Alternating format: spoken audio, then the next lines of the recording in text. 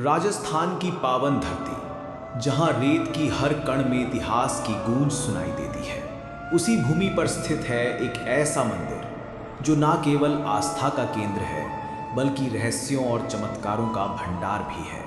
सीकर जिले में स्थित खाटू श्याम मंदिर। आपने खाटू श्याम के नाम के बारे में अवश्य सुना होगा। उन्हें हारे का सहारा कहा जाता है और 3 बाणधारी के रूप में पूजा जाता है। पर क्या आप जानते हैं कि ये मंदिर, जो प्रतिवर्ष लाखों श्रद्धालुओं को अपनी ओर आकर्षित करता है, केवल भक्ति का स्थल नहीं बल्कि एक रहस्यमय कहानी का जीवंत प्रमाण भी है। ये वही स्थान है जहां एक राक्षस जाति का प्राणी भगवान की उपाधि तक पहुंच गया। एक ऐसी कथा जो आपके रोंगटे खड़े कर देगी। आज हम आपको खाटू श्याम मंदिर की एक ऐसी अनसुनी यात्रा पर ले जाने वाले हैं जहां हर कदम पर एक चमत्कार, हर दीवार पर एक कथा और हर कोने में एक रहस्य छिपा हुआ है। शायद आपने ये नहीं सुना होगा कि खाटू श्याम मंदिर की नींव एक ऐसी कहानी पर टिकी है जो महाभारत काल से जुड़ी हुई है। ये मंदिर केवल पत्थरों से बनी एक रचना नहीं, बल्कि ये भीष्म पितामह के वचन, एक वीर योद्धा की आत्मत्याग और श्री कृष्ण के आशीर्वाद का साक्षात प्रतीक है। लेकिन ये मंदिर केवल इस पौराणिक कथा से ही अद्भुत नहीं बनता। इसकी भव्यता और रहस्यमय घटनाएं इसे और अधिक अलौकिक बनाती हैं। मंदिर के गर्भगृह में स्थापित श्याम बाबा की प्रतिमा एक ऐसे कुएं से प्राप्त हुई थी जिसे आज श्याम कुंड कहा जाता है। इस कुंड के जल को अमृत तुल्य माना जाता है और मान्यता है कि इसका स्पर्श मात्र भी व्यक्ति के समस्त पापों को नाश कर देता है। लेकिन इस कुंड में पानी कहाँ से आता है, इसके बारे में कोई नहीं जानता। मंदिर में एक और अद्भुत परंपरा निभाई जाती है। यहाँ पर एक खास तरह का निशान चढ़ाया जाता है। ये कोई साधारण प्रतीक नहीं बल्कि श्रद्धा, नियम और संयम का प्रतीक है। कहा जाता है कि जो भी भक्त ये निशान पूरे नियम और भक्ति भाव से चढ़ाता है, उसकी हर मनोकामना पूर्ण होती है। यहाँ तक कि कई भक्तों के अनुभव इस बात की गवाही देते हैं कि जिन इच्छाओं को उन्होंने वर्षों तक मन में संजोया, वे खाटू श्याम के दरबार में निशान चढ़ाने के बाद पूर्ण हुई। परंतु सवाल ये उठता है कि ये मात्र विश्वास है या इसके पीछे भी कोई अज्ञात शक्ति है। खाटू श्याम मंदिर का सबसे चौंकाने वाला रहस्य एक शिवलिंग से जुड़ा है जो मंदिर से कुछ दूरी पर स्थित है। कहा जाता है कि जब मुगल शासक औरंगजेब ने इस शिवलिंग को नष्ट करने का प्रयास किया, तब कुछ ऐसा घटित हुआ जिसने उसकी आत्मा तक को झकझोर दिया। इतना ही नहीं, खाटू श्याम के दर्शन के दौरान एक अद्भुत दृश्य देखने को मिलता है। बाबा के दरबार में हजारों की संख्या में आने वाले श्रद्धालु अक्सर कहते हैं कि उन्होंने वहां कुछ ऐसा महसूस किया जिसे शब्दों में बयान नहीं किया जा सकता। कोई कहता है कि बाबा ने उसे स्वप्न में दर्शन दिए, तो कोई बताता है कि उसने वहां अपने जीवन की सबसे कठिन समस्या का हल पाया। और इन सब अनुभवों में एक बात समान है, एक रहस्यमयी शक्ति जो खाटू श्याम मंदिर को केवल एक तीर्थ स्थल नहीं बल्कि एक अलौकिक अनुभव बना देती है। इस मंदिर की शक्तियों की गूंज केवल भारत में ही नहीं, विदेशों तक फैली है। अमेरिका, इंग्लैंड और ऑस्ट्रेलिया जैसे देशों में बसे भक्त भी प्रतिवर्ष खाटू श्याम जी की निशान यात्रा में भाग लेने भारत आते हैं। ये भक्ति की वो डोर है जो ना जाति देखती है, ना धर्म, ना देश। यहाँ सिर्फ एक चीज़ की आवश्यकता है, श्रद्धा। दोस्तों, खाटू श्याम जी को भगवान श्री कृष्ण के कलयुगी अवतार के रूप में जाना जाता है। राजस्थान के सीकर जिले में स्थित श्याम बाबा के भव्य मंदिर में दर्शन के लिए हर दिन लाखों भक्त पहुंचते हैं। मान्यता है कि श्याम बाबा सभी की मनोकामनाएं पूरी करते हैं और फर्श से अर्श तक पहुंचा सकते हैं। बाबा खाटू श्याम का संबंध महाभारत काल से माना जाता है। ये पांडुपुत्र भीम के पौत्र थे। पौराणिक कथा के अनुसार खाटू श्याम की अपार शक्ति और क्षमता से प्रभावित होकर श्री कृष्ण ने इन्हें कलयुग में अपने नाम से पूजे जाने का वरदान दिया था। लेकिन ये वरदान किस स्थिति में दिया गया है, इसके बारे में शायद ही आप जानते होंगे।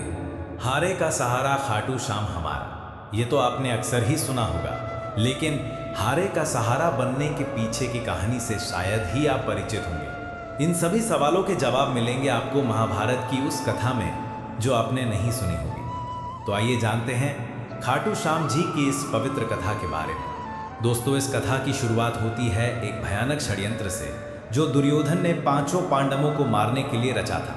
जैसा कि आप सभी जानते हैं कि महाभारत में कौरवों और पांडवों का युद्ध दर्शाया गया है। दुर्योधन हमेशा से ही पांडवों को पसंद नहीं करता था, जिसकी वजह से उसके अंदर पांडवों के प्रति इतनी ज़्यादा घृणा थी कि वह उन्हें किसी भी कीमत पर मारना ही चाहता था।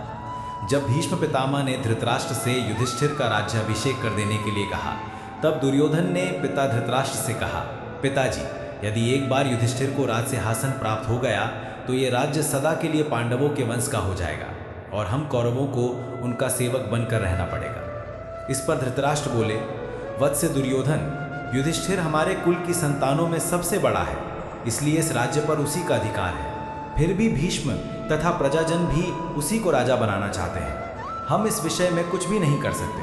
तुम पांडवों के रुकने का प्रबंध करो। धृतराष्ट्र के वचनों को सुनकर दुर्योधन ने कहा, ठीक है पिताजी, मैंने इसका प्रबंध कर लिया है, बस आप किसी तरह पांडवों को वाराणावत भेज दें। दुर्योधन ने वाराणावत में पांडवों के निवास के लिए पुरोचन नामक शिल्पी से एक भवन का निर्माण करवाया था, जो कि लाख, चर्बी, सूखी घास, मूज जैसे अत्यंत ज्वलनशील पदार्थों से बना था। दुर्योधन ने पांडवों को उस भवन में जला डालने का षड्यंत्र रचा था। धृतराष्ट्र के कहने पर युधिष्ठिर अपनी माता तथा भाइयों के साथ वाराणावत जाने के लिए निकल पड़े। दुर्योधन के षड्यंत्र के बारे में जब विदुर को पता चला तो वे तुरंत ही वाराणावत जाते हुए पांडवों से मार्ग में मिले और उन्होंने दुर्योधन के षड्यंत्र के बारे में बताया। फिर उन्होंने कहा कि तुम लोग भवन के अंदर से वन तक पहुंचने के लिए एक सुरंग अवश्य बनवा लेना, जिससे कि आग लगने पर तुम लोग अपनी रक्षा कर सको।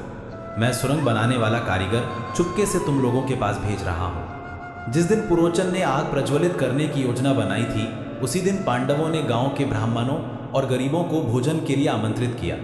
रात में पुरोचन के सोने पर भीम ने उसके कमरे में आग लगाई। धीरे धीरे आग चारों ओर लग गई। लाक्षागृह में पुरोचन तथा अपने बेटों के साथ भीलनी जलकर मर गई। लाक्षागृह के भस्म होने का समाचार जब हस्तिनापुर पहुंचा तो पांडवों को मरा समझकर वहां की प्रजा अत्यंत दुखी हुई। दुर्योधन और धृतराष्ट्र सहित सभी कौरवों ने भी शोक मनाने का दिखावा किया और अंत में उन्होंने पुरोचन, भीलनी और उसके बेटों को पांडवों का शव समझकर अंत्येष्टि करवा दी। लाक्षागृह की सुरंग से निकलकर पांडव जिन हिंडनी नदी किनारे पहुंच गए थे, जहां पर विदुर द्वारा भेजी गई एक नौका में सवार होकर वे नदी के उस पार पहुंच गए। नदी पार पहुंचने के बाद वो सभी एक जंगल में पहुंचे। वहीं पर हिड्डिम नाम का राक्षस अपनी बहन हिडिंबा के साथ रहता था। हिड्डिम हिडिंबा पर अपना जोर चलाता था और उससे मानवों का मांस लाने के लिए कहता था। मजबूरी में हिडिंबा को भी ऐसा करना ही पड़ता था। रात के समय जब सभी पांडव सो रहे थे तो उनमें से भीम सभी का पहरा दे रहे थे। जब हिडिंबा अपने भाई हिड्डिम के आदेश पर पांडवों को मारने के लिए गई, तभी उसकी नज़र भीम पर गई और वो भीम को देखकर मोहित हो गई और उनसे प्रेम करने लगी। भीम को मोहित करने के लिए हिडिंबा ने सुंदर अप्सरा का रूप धारण किया और भीम के पास गई। लेकिन इसी बीच हिडिंबा का भाई हिड्डिम वहां आ गया, जो पांडवों को मारकर उनका मांस खाना चाहता था। उसने भीम पर हमला कर दिया, जिससे भीम और हिड्डिम के बीच युद्ध छिड़ गया। इस युद्ध में भीमसेन की विजय हुई और हिड्डिम मारा गया। इसके बाद हिडिंबा अपने असली रूप में आई और उसने भीम के सामने विवाह का प्रस्ताव रखा। लेकिन भीम ने यह कहकर विवाह से इनकार कर दिया कि तुम राक्षस कुल की हो। इसके बाद हिडिंबा माता कुंती के पास गई, उनसे भीम और अपने विवाह की बात कहने लगी। तब कुंती विवाह के लिए तो मान गई, लेकिन उन्होंने हिडिंबा के सामने एक शर्त भी रख दी। शर्त के अनुसार भीम हिडिंबा के साथ केवल तब तक ही रहेगा जब तक कि उन्हें संतान की प्राप्ति नहीं हो जाती। हिडिंबा भीम के साथ विवाह करना चाहती थी, इसलिए वो इस शर्त को मान गई। इसके बाद दोनों का गंधर्व विवाह हुआ और वो जंगल में साथ रहने लगे। कुछ समय बाद हिडिंबा और भीम का एक पुत्र भी हुआ, जिसका नाम घटोत्कच रखा गया। समय बीता और घटोत्कच का विवाह दैत्य राज मुरा की बेटी अहिलावती के साथ हुआ, जिन्हें मौरवी और कामकांतिका के नाम से भी जाना जाता है।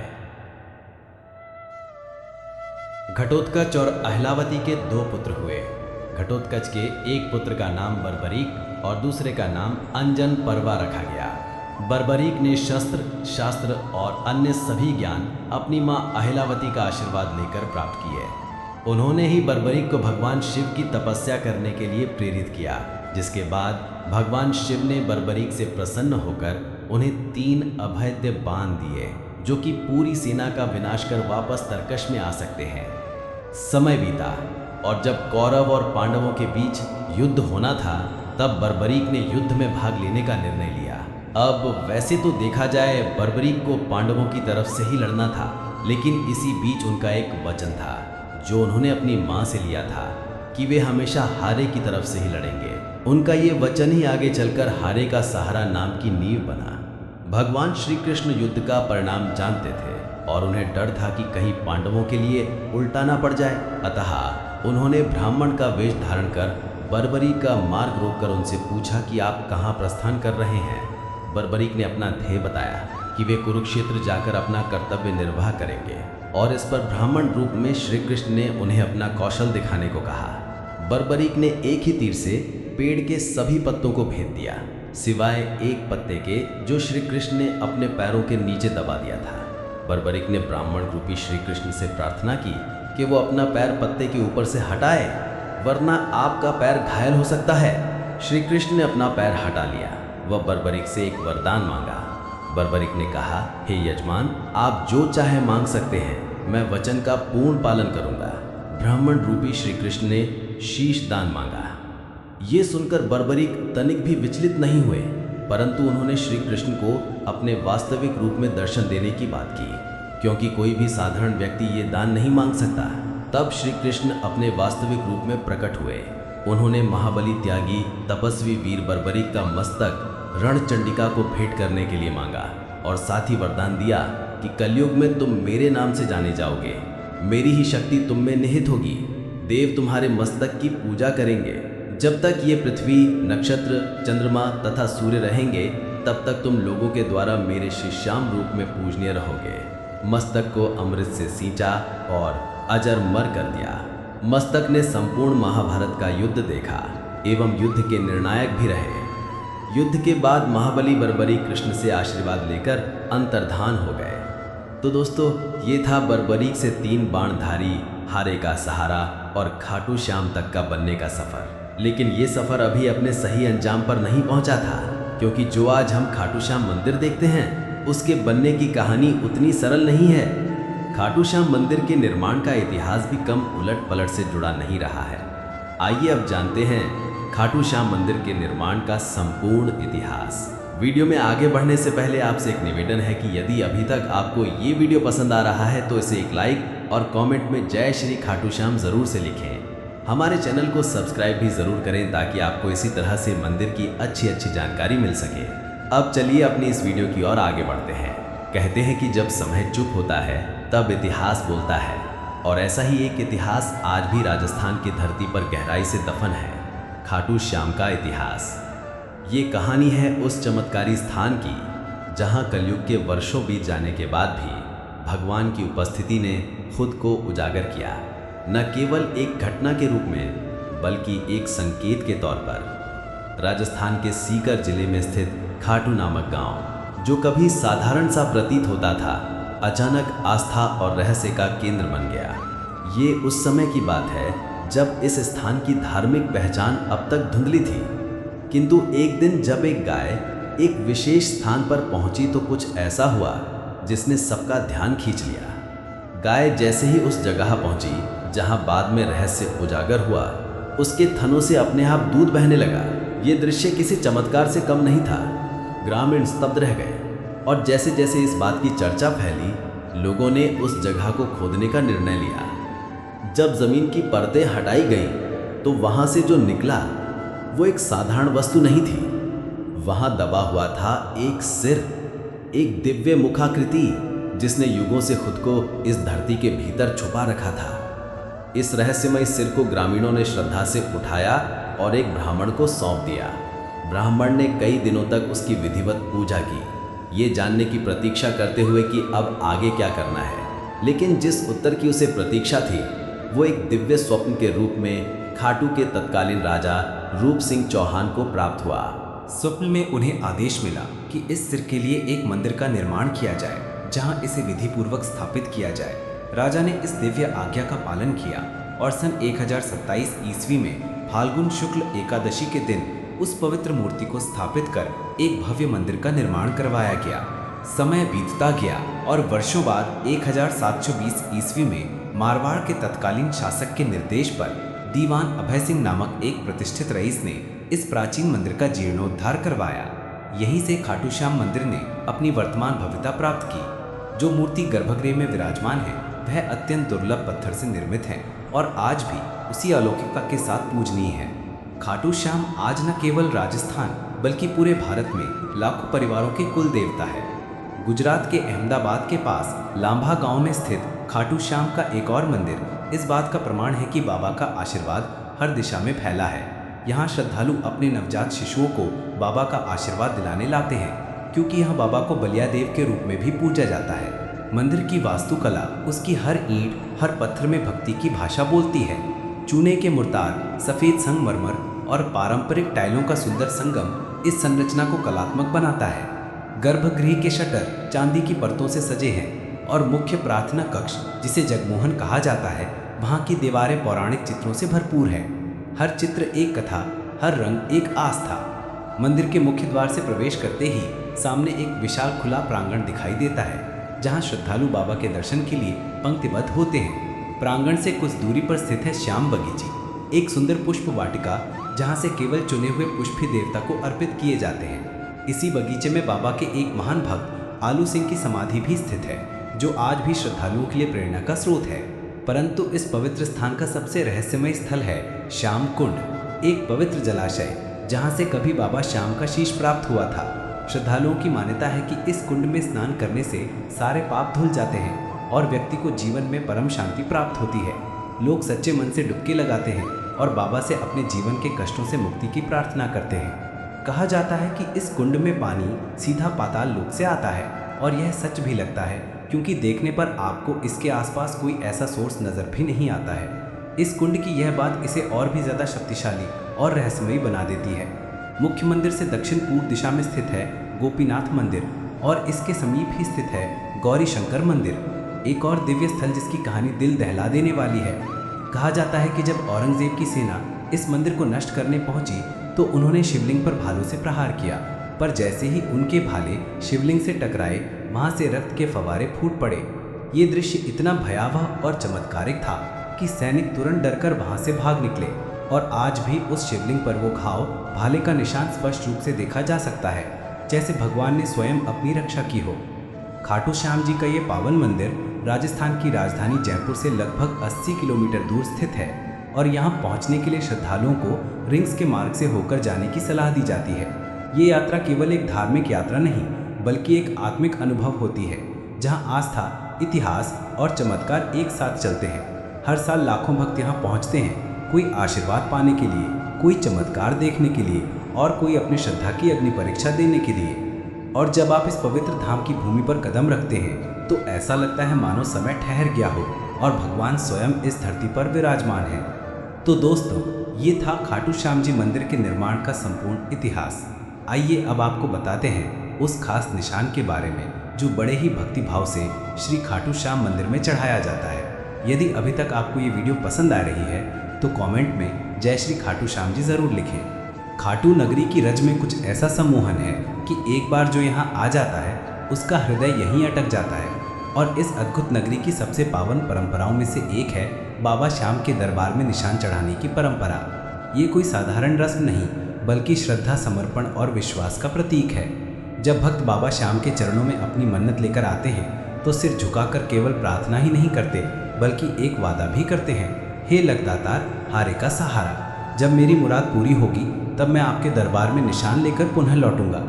लेकिन कई ऐसे श्रद्धालु भी होते हैं जिनका विश्वास इतना अडिग होता है कि वे अपनी मन्नत पूरी होने से पहले ही बाबा को निशान समर्पित कर देते हैं। उनके लिए ये यात्रा भरोसे की यात्रा होती है, जहाँ वे पहले बाबा पर विश्वास करते हैं और फिर फल की प्रतीक्षा करते हैं। ये परंपरा केवल आज की नहीं, सदियों पुरानी है। खाटू श्याम जी को चढ़ाया जाने वाला ये निशान, जिसे ध्वज भी कहा जाता है, एक अत्यंत पवित्र और भावनात्मक प्रतीक है जो बाबा के बलिदान और विजय का प्रतिनिधित्व करता है। सनातन धर्म में ध्वज को सदैव विजय का प्रतीक माना गया है, और खाटू श्याम का ये ध्वज केवल कपड़े का एक टुकड़ा नहीं, बल्कि उनकी अमरता, उनके त्याग और उनके अपार प्रेम का प्रतीक है। ये हमें उस दिव्य क्षण की याद दिलाता है जब भगवान श्री कृष्ण के आदेश पर युद्ध की विजय के लिए श्याम बाबा ने पूर्व में जिन्हें बर्बरी कहा जाता था, ने अपना शीश दान कर दिया था। उन्होंने अपना बलिदान धर्म की रक्षा और अधर्म के विनाश के लिए दिया और युद्ध का श्रेय भी स्वयं नहीं लिया, बल्कि श्री कृष्ण को समर्पित कर दिया। इसलिए जब भक्त खाटू श्याम को ध्वज अर्पित करते हैं तो यह केवल मन्नत की पूर्ति का आभार नहीं होता, बल्कि उस दिव्य बलिदान की स्मृति भी होती है। निशान के रंग केसरिया, नारंगी और लाल त्याग, शक्ति और भक्ति का प्रतिनिधित्व करते हैं। इन निशानों पर अक्सर श्री कृष्ण और श्याम बाबा की छवियां अंकित होती हैं। साथ ही पवित्र मंत्र भी जो भक्तों को आंतरिक शांति का अनुभव कराते हैं। कई निशानों पर मोर पंख और नारियल भी सजाए जाते हैं, जो पवित्रता और सौभाग्य का प्रतीक माने जाते हैं। ऐसा माना जाता है कि सच्चे मन से चढ़ाया गया निशान बाबा को अर्पित की गई एक आत्मा की पुकार होती है, जिसे वे कभी अनसुना नहीं करते। कहते हैं कि इस निशान के साथ जब भक्त खाटू श्याम की नगरी में प्रवेश करते हैं तो हर कष्ट दूर हो जाता है, हर दुआ स्वीकार हो जाती है और जीवन में सब ओर मंगल ही मंगल छा जाता है। इस ध्वज को चढ़ाने से पहले विशेष पूजा अर्चना की जाती है। भक्त कई दिनों तक उपवास रखते हैं, नियमों का पालन करते हैं और फिर उस निशान को अपने हाथों में लेकर पद यात्रा प्रारंभ करते हैं। इस यात्रा को निशान यात्रा कहा जाता है और ये एक भक्ति की पराकाष्ठा होती है। जब भक्त नंगे पांव हाथों में ध्वज लिए रिंग से खाटू धाम तक की 18 किलोमीटर लंबी यात्रा करते हैं तो हर कदम उनके श्रद्धा के ताप से तपता है। रास्ते में भजन, कीर्तन और श्याम नाम की जय के जयकारे गूंजते हैं, जो वातावरण को अलौकिक बना देते हैं। वर्तमान समय में भक्त न केवल कपड़े के बल्कि सोने और चांदी से बने निशान भी बाबा को अर्पित करते हैं, लेकिन सच्ची भक्ति का मूल्य धातु में नहीं भाव में होता है। चाहे वह ध्वज साधारण हो या बहुमूल्य, अगर उसमें श्रद्धा है तो बाबा उसे सहज ही स्वीकार करते हैं। निशान यात्रा विशेष रूप से फाल्गुन मास में आयोजित होने वाले लाखों भक्तों के भीड़ वाले लक्की मेले में चरम पर होती है। इस समय खाटू नगरी भक्तों से खचाखच भरी होती है। हर दिशा से आते हुए निशान, हर स्वर में गूंजता हुआ श्याम नाम और हर हृदय में एक ही विश्वास, बाबा सबकी सुनते हैं, बाबा सबका सहारा है। ये परंपरा केवल एक धार्मिक रस्म नहीं बल्कि श्रद्धा की जीवित परिभाषा है। निशान चढ़ाने वाले हर भक्त की आंखों में आभार होता है और उनके कदमों में समर्पण। जब वे बाबा की मूर्ति के सामने खड़े होकर वो ध्वज अर्पित करते हैं तो वो क्षण ऐसा होता है मानो आत्मा ने ईश्वर से साक्षात्कार कर लिया हो। वहाँ ना कोई भाषा बोलती है, ना कोई शब्द चाहिए होते हैं, बस एक मौन होता है जिसमें केवल भक्ति की ध्वनि होती है। इसलिए जब अगली बार आप खाटू श्याम जी के दर्शन के लिए जाएं और मन में कोई मन्नत हो या केवल आभार प्रकट करना हो तो एक निशान लेकर जाएं। वो ध्वज आपके विश्वास का संदेश बनकर बाबा के चरणों तक पहुंचेगा और जैसे हजारों वर्षों से होता आया है वैसे ही वह आज भी आपकी पुकार को सुने बिना नहीं रहेंगे। तो दोस्तों, ये था खाटू श्याम मंदिर का संपूर्ण इतिहास और रहस्य। क्या आप कभी खाटू श्याम मंदिर गए हैं? यदि हाँ तो कितनी बार? और यदि नहीं गए हैं तो क्या आप जाना चाहेंगे? हमें कमेंट करके ज़रूर से बताएं। ऐसी ही और सत्य घटनाओं और दिव्य ज्ञान से भरपूर वीडियो के लिए हमारे चैनल कर्म कृष्ण को सब्सक्राइब करें। बेल आइकन दबाना न भूलें, जिससे हर नया वीडियो सबसे पहले आप तक पहुंचे। अच्छा लगे तो शेयर करें। धन्यवाद।